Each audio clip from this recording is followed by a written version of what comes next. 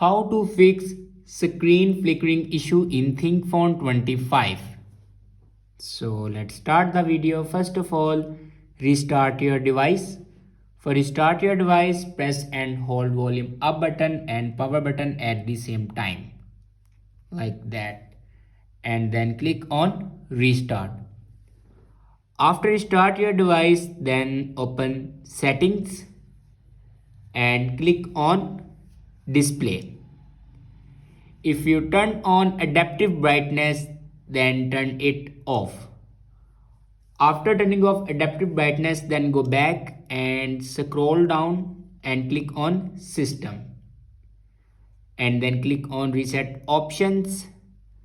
Now here you can see the option reset app preferences. Now click on reset app preferences and then click on reset apps.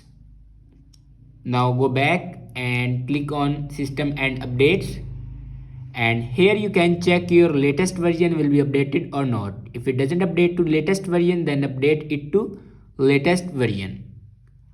After that, your problem will be fixed. I hope this video is helpful for you. Thanks for watching.